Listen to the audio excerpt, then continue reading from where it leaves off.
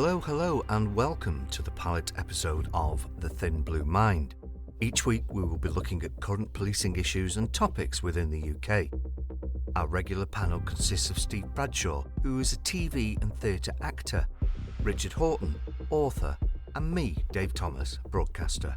What we all have in common is over 80 years of combined police service.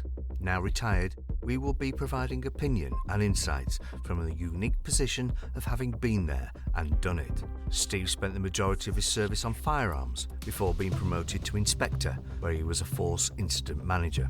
Richard was a career detective before going back into uniform as a response sergeant. Myself, I spent the majority of my service on the roads policing unit before going into CID and child protection. You may not agree with everything we say, but we will make you think. The Thin Blue Line with Bradshaw, Horton and Thomas. Policing insights and opinions. This week we're going to be looking at the College of Policing and is it relevant to frontline policing. We will also be discussing what is the role of a police officer in 2022 and looking at whether there has been mission creep into other agencies' areas of responsibility. Finally, we will be pulling apart the thorny issue of police well-being. There's a lot to pack in, so constables, to your duties. The Thin Blue Line with Bradshaw, Horton and Thomas. Policing insights and opinions. Welcome to the pilot episode, I suppose, of this new podcast. Richard, what have you brought to the table? Well, I brought one of the knotty and unresolved issues of policing, the College of Policing itself. I'm here neither to bury it or to praise it, but just to raise some of the issues and perhaps discuss some of the issues around this body that's been with us now for a decade. If you cast your mind back, 2012, 2013, there was an ambition, I think, to roll the National Policing Improvement Agency, the National Police Library, various other bodies, all into one organisation and call it the College of Policing. It was a Home Office-led and inspired piece of police reform, a limited company with an ambition to be an independent statutory body, which a decade on was still not there. So we have a number of retired chief constables that have been running the College of Policing as the CEO the whole of its existence. And we end up in February of this year with a report of a fundamental review into the College of Policing, which has been taken forward by Nick Herbert, former policing minister, and Andy Marsh, current incumbent as Chief Executive Officer for the college. And it was interesting to me that a decade on, rather than sort of celebrating the success in the way the college might have embedded itself within policing and within the training, it's undergoing a fundamental review. And that seems to me to be of a piece with what's happened to it over the decade. I remember when the college first started to try and promote itself to the rank and file, the front line of policing. There were various roadshows through the country, and there was obviously quite a lot been spent on College of Policing pens. The College of Policing pens at this first contact with policing had blue ink. Those of you outside of policing may know we never use blue ink. You have your pocket notebook, you have your detective's big blue book. Nobody in policing uses blue ink, and it just, for me, it's been sort of emblematic of the way that the whole thing started. They didn't really understand the marketplace, because if you did, if anybody that was involved in frontline policing had looked at these pens, they'd have said, "The blue, nobody will use them. I've still got mine, it's got very low mileage on it." You go through there, and then you spend a decade looking at what's happened with the college. And the fundamental review says it still doesn't have a strong or a clear role. It does authorise professional practice, it's done work around the police qualifications framework, the various degree apprenticeships and the degree entry and the degree holder entry. It's done work around direct entry at superintendents and inspectors. It's done the authorised professional practice. It's tried to promote the library that it's inherited as part of its foundation.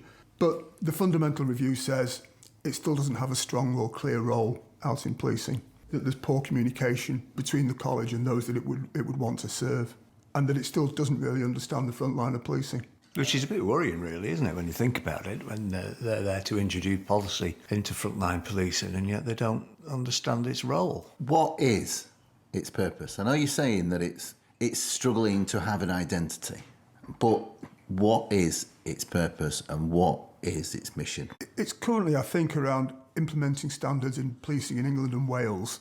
Whether that's standards, they see themselves as the the repository for the Code of Ethics, the Police Code of Ethics as well, which were held to. They see themselves as a repository for authorised professional practice in various areas where they put out, this is the way you should do it, sort of guidance documents.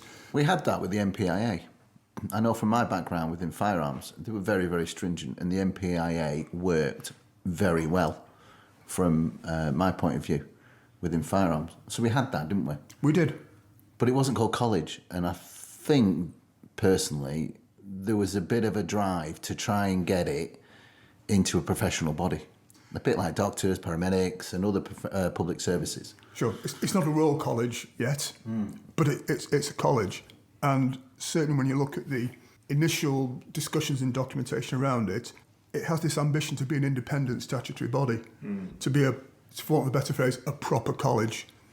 Where its funding comes from is always the difficult question with that, because it's currently doing about 70, 80 million a year from government funding, I believe, and bits of contributions, training Saudis, all sorts of bits and pieces that they do. But the operating budget's 77 million this year. That's more than the HMI, isn't it? I don't know. Well, I mean, certainly, and I think the reviews highlighted it, and I know the college were the first to admit it, that the communication between the college and the police forces has been pretty poor, really, hasn't it? Well, the proof of that is if you speak to the average cop at any rank in any department and say, it's a bit like the famous sketch, what's the College of Policing ever done for me? Yeah. Isn't it? And are they imposing things upon me? Or have they actually made my working day better? But there's a health warning to that. Sometimes you cannot see the gradual, incremental changes that are making your working life better. Sometimes you just can't see it because of other noises. I get that. But that's the question I would ask. What's its purpose? What does it self-determine itself to be and its purpose? And what's the college ever done for me that the MPIA didn't? And I don't think that's an unfair questions to ask, is it? Because those are the questions people are asking, and the college have admitted that we've not been very good in communicating that. But perhaps we're still waiting for an answer. If that answer comes, it may be difficult. Other things that were noted in this, I say again, fundamental review, which again, you're a decade down the line and already you're into a fundamental review. It's not existential, but it's... But it's open enough to be able to expose itself to it then. Yeah, it is. You've got to give them credit for that. They can't say, well, we're only 10 years old, so therefore we're ploughing on and we'll review it in another 10 or a 25-year mark. They didn't sugar the pill, that's for sure. Yeah. They didn't. They recognise that some of the training they provided has been of poor quality. If we think back to, it's a police acronym, NCALT. I still don't know what it stands for.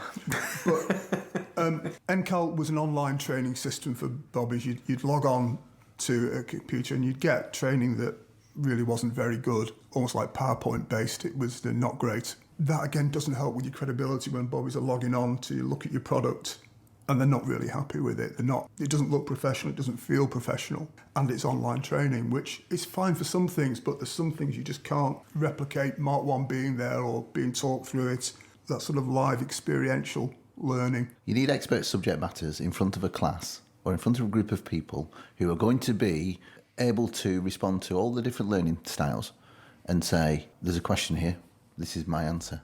The idea of NCAL I quite like, because you get things out to a lot of people very quickly, and what are those changes? Because the changes to pace, massive changes to pace over the last couple of years, rolled out an NCAL, and you'd think, well, that's a way of getting all that information out very quickly, and it can be a reference source, etc., etc. But what actually happens with busy cops on the street who cannot deal with their own workload, it becomes an albatross around the neck, doesn't it? And it becomes a thing of they're getting chased by the supervisor, get this done, get this done, get this done. So you end up, and tell me if anyone else has done this, you end up setting it off plating and you're doing other things. Because... you won't be the first to have done that, and you certainly won't be the last. I don't think that was a cough, Dave, to be honest. I was putting it out there to see if anyone else had. I mean, you were just testing the water, dipping your toes in. But you've hit the nail on the head, haven't you? It's time. Cops just have not got the time to do it, and there isn't the money, I suspect, to provide specific bespoke training on these new topics. It's a cheap way of teaching, I think. Yeah, it's a great idea if it's rolled out right, because my downtime might be 4 a.m. on a Wednesday. I can listen to that and I can digest it.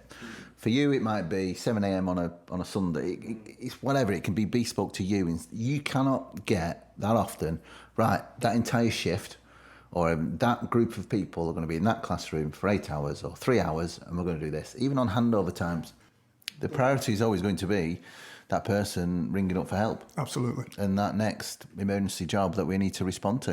And I suppose we're straying into that awful topic of performance data now, aren't we? And those days look as though they might be coming back, but again, that's perhaps for another day. So bringing it back to the college then, the college must have this feedback and the college must have established routes back in to say, how is this working? Is it becoming a useful tool, a reference tool, a bit like the library used to be, or is it becoming a stick to beat officers with? I don't know what the answer is myself. They've recognised that their systems are for them to do anything. Their internal systems, to change anything, to move anything, are very, very bureaucratic. It's been built on a bureaucracy internally. And that was one of the things that came up in the review. It takes us too long and the systems are too cumbersome for us to react to things. OK, well, obviously, time, money, is one of the things that have come out of that, isn't it? Time. Cops do not have time. So, Steve, I think you've got a topic you want to bring now, which very definitely does tie up police with most, if not all, their time, really. Well, yeah, and I think it comes back to the fundamental question of what is the role of the police officer in 2022? And I think more importantly, what do the public expect of the police service in 2022? It's always interesting, the big gap between the public and the cops in answering this question. And it's a question I've asked many family and friends recently. And I'm usually met with a quizzical look of, well, don't you know? Isn't it quite obvious? It's arresting bad guys, it's keeping people safe, it's investigating crime, it's enforcing the law. But the thing is, if you ask any police officer, and they would dream of being able to focus on these issues, but there's blockers in the way. And I think we're getting to a point now, and I'm not sure the public are aware of the full role of the police officer of 2022.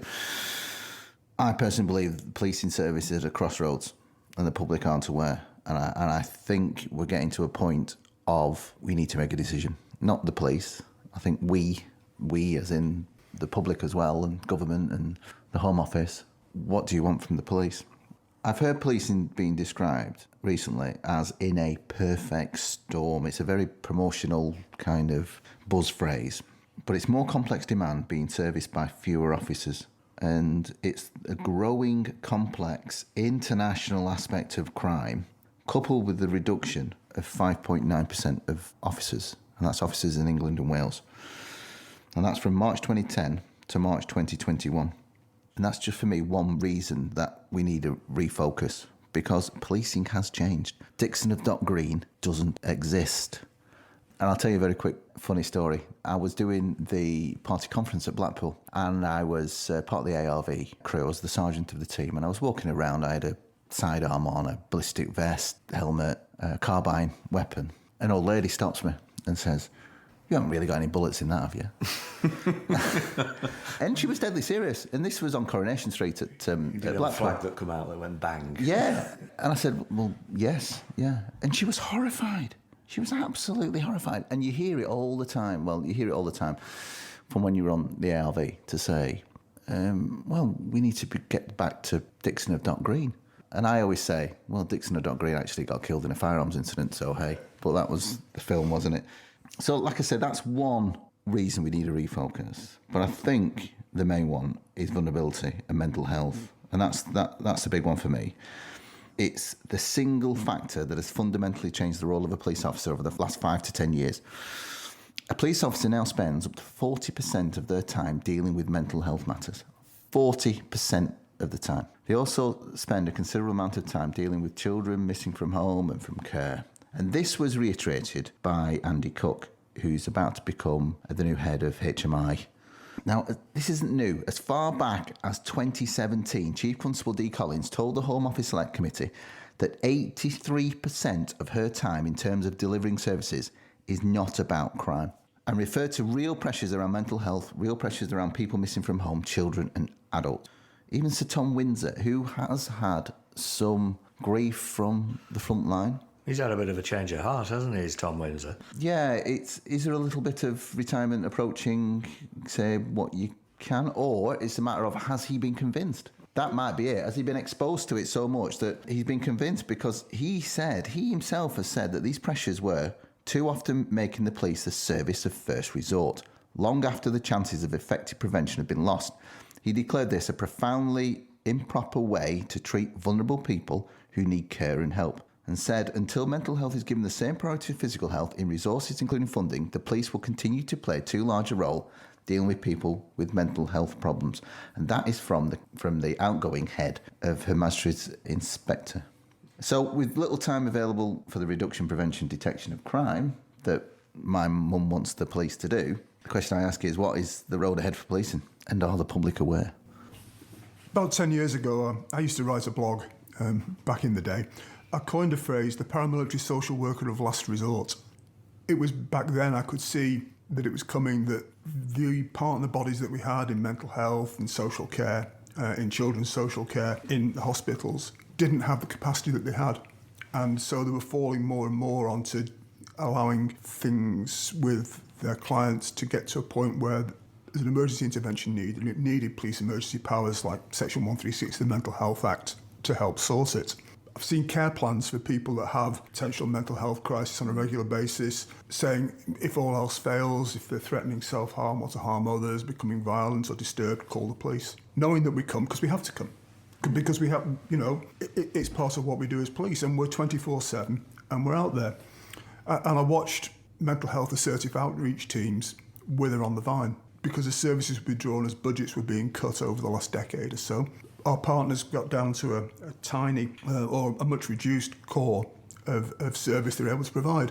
And part of that, I think, explicitly was saying, what we can't do, the police will probably be all right. They'll be able to detain somebody for mental health. They can go look for missing children. They can go look for people who have walked out from accidents and emergency departments or off hospital wards that are at risk. And so that stuff comes thick and fast. And the figures you were saying, as a former response sergeant, I absolutely recognise those as the level of demand that goes into a response team in dealing with things that have got nothing to do with crime or disorder or people's quality of life in the place they live.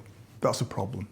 Whether there's a lot can be done about it, I'm always open for decisions, and there's always projects like putting the police and the ambulance together, for example, that's been tried. Having mental health triage workers in the police communication rooms, that's been tried. I think the reality is we service the 9-5 gap, or the 5-9 gap rather, from 5 o'clock in the afternoon till 9 o'clock in the morning. Often we're it, and at weekends often we're it. And we're stuck policing vulnerability in that gap. One of the best trials they ever did recently was having the mental health experts in the communications room, because it would ease a lot of the issues could sometimes get sorted before it even went to you as the response sergeant. And that was a trial, and I remember thinking, this is a great idea. Sat there as a FIM thinking, it just gives me an extra tactical option. And you know what? These people have more knowledge, more skill in the area, and they're the experts, subject matter experts in real. And they have access to the databases that we don't. So I was like, this is great. What a brilliant idea. Whoever's thought of this needs a pat on the back. And then it went. Yes. And it had that thing where they can make proper professional risk assessments. It's like when people ask the police to do a fit and well check. Michael Brown, who blogged as mental health cop, and worked with the College of Police on trying to improve the police response to mental health, was saying most cops can say they appear to be upright and breathing. And that's what we're qualified to do on a fit and well check. If somebody asks us, can you check they're all right? Yeah, they're not drunk. Yeah. We're experts in drunkenness. We are experts. They're not drunk. Yes. Well, can I say that they're having a mental health crisis? Well, not unless it's really obvious. And do they have capacity? Not for me to say. Exactly that. So you're right, having that person that has perhaps access to and expertise to do a proper, credible risk assessment, it's got to be, it's worth its weight in gold. At the worst, you do make your assessment wrong, you haven't got all the information you might have got, you find yourself at the coroner's court explaining your decision. Well, I was going to say, there can't be many jobs, can they, where you make a bad decision and potentially you can go to jail. Sure. I mean, I remember when I first joined and I was on section, if we've talked about the 136, haven't we, Mental Health Act, people that don't know, it's a police officer can section somebody in public.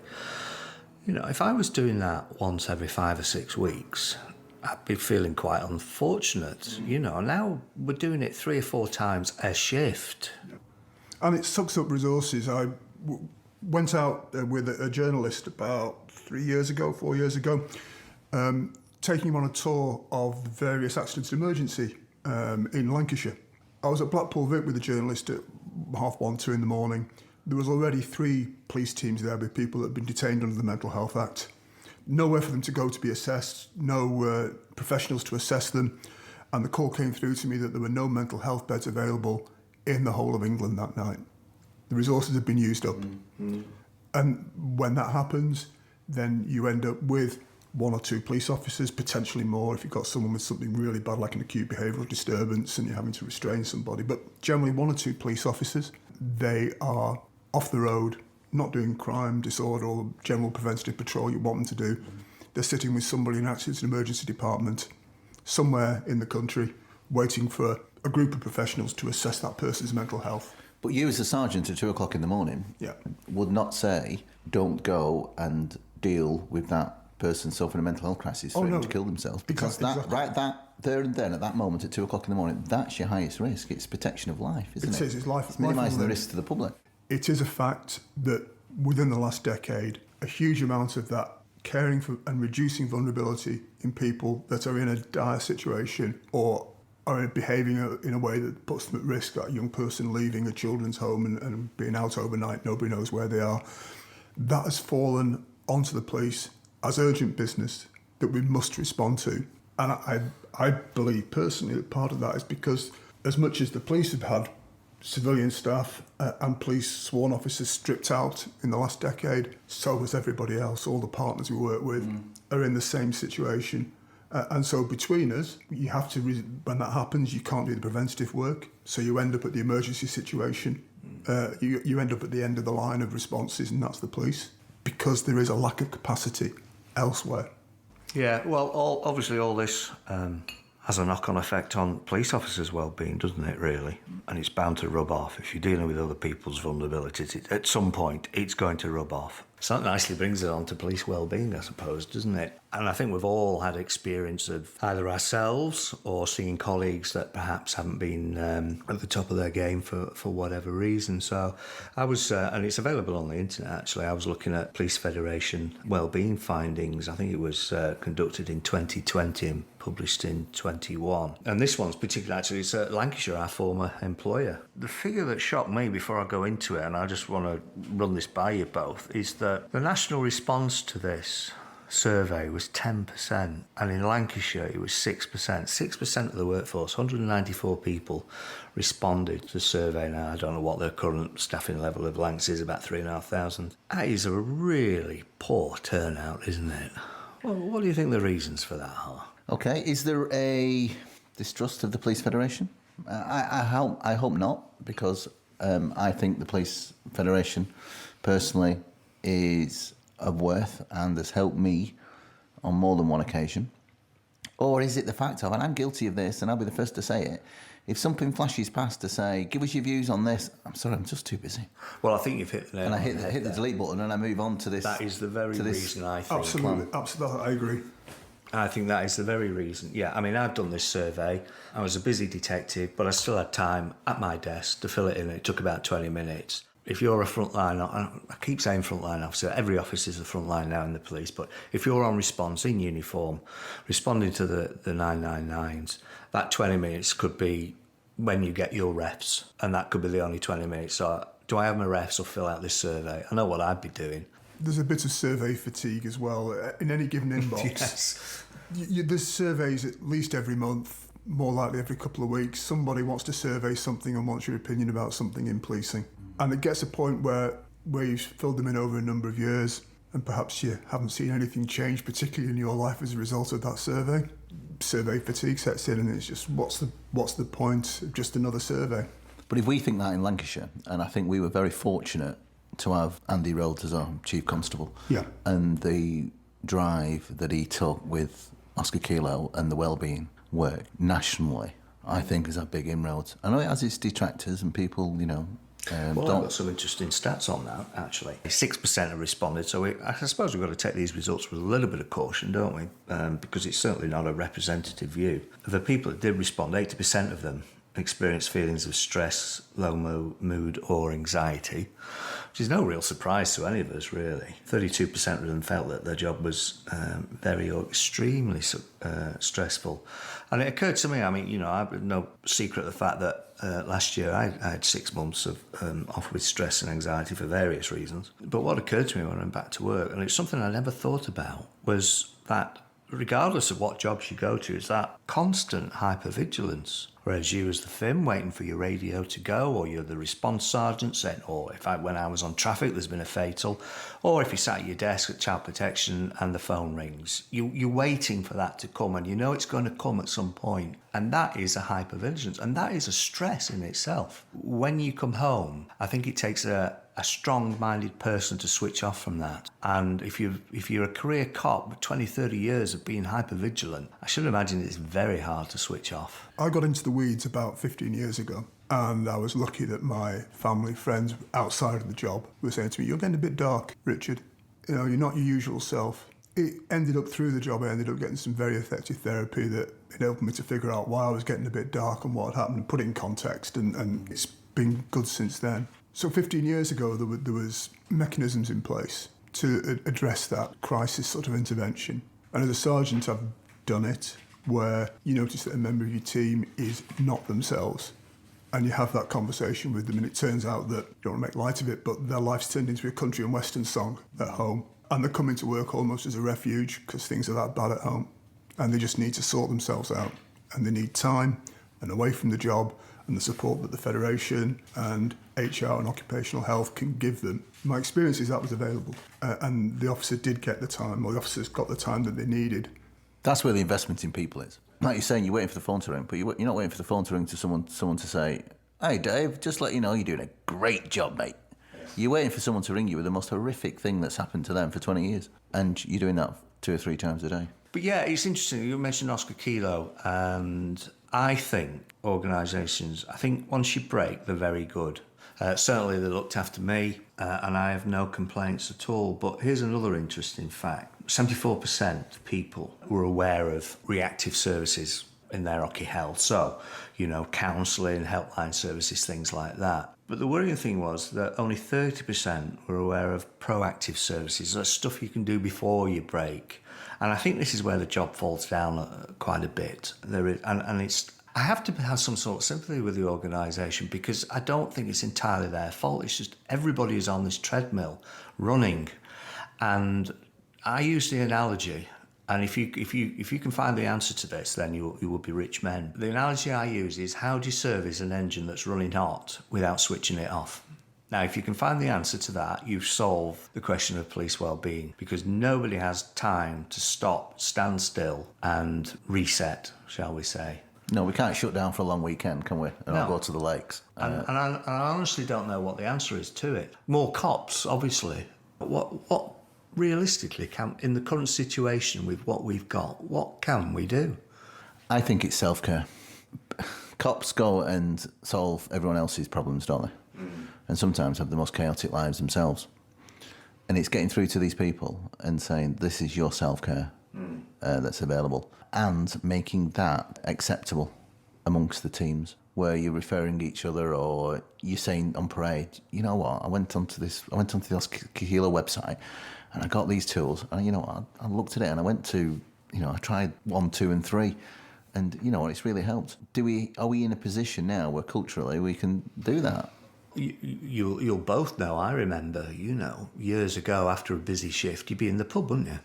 You'd have a pint and you'd be going, "Right, Steve, I heard you had a bit of a bad job today. I had something similar last week," and you'd chat about it, wouldn't you, for 10, 15 minutes over a pint.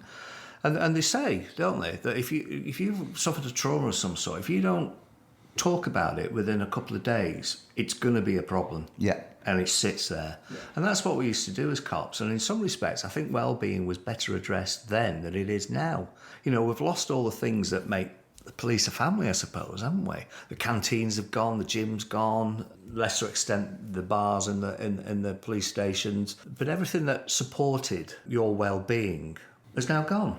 We largely single crew as well. Although we work in teams, it's an extremely solitary job, isn't it? Very. Because I still remember at Preston where Stuart Seddon would open up the bar on the 6th floor at 6 o'clock in the morning when we finished our last night shift, and you'd have a pint. Yep. And what that was, and looking back on it, what that was actually debrief. That was team debrief at the end of a set of shifts to diffuse and say, let's chat it out. Because if your sergeant came up to you with a pint in hand, a blue shirt undone, no epaulets on, and said, that death you went to, Steve, are you all right? Yeah. It's not going to be, yes, I'm all right, Sarge. It's going to be, this, that, and the other. And you're going to be freer, and you're going to be able to put things to bed. And you're right, Dave, we miss that. And we try and manufacture it, and we try and manufacture debriefs, which are great, which I'm a big advocate of from the firearms world. But you need to debrief your staff without telling them you're debriefing them. But there has to be a responsibility to ask yourself. Absolutely. And there has to be a responsibility to go to your supervisor who's also busy, or your mate on the team. Can we have a chat about that? Because I think we want, in the cops, because we deal with a lot of things and we solve everyone else's problems, weirdly, we want solutions to come to us about ourselves a lot of the time. And I personally think there's a lot of self-care and where you need to say, you know what? My sergeant, Richard Horton, didn't ask me if I was all right. He's not doing it out of malice. No. He's doing it probably because he's busy himself, or he's not right himself, or something like that. And you'd say, how you doing, Sarge? You're absolutely right. There is a lot of responsibility on yourself, and I've certainly learned that as time goes by. Culturally, for years and years and years, I did 30, that allowing yourself to be seen as vulnerable, as in need of some sort of wellbeing intervention, wasn't always a thing in the cops. No. Strong, silent types, and stigma, isn't it? Yeah, you can. I can take the hit. It doesn't matter what I go to. Send me to a nasty death. I'm fine with that. Investigating people doing some of the worst things to other people that you can imagine. Yeah, I'm okay with that. And you're not. Is the truth of it, because you're human, and it will have an effect, and it'll have a cumulative effect on you. But you want to be seen as culturally a good lad. But you're right, going back to responsibility, I started to take responsibility was when I was a family liaison officer, and I was in the red because I had 5 jobs ongoing, and somebody said, we've got a fatal, can you FLO it?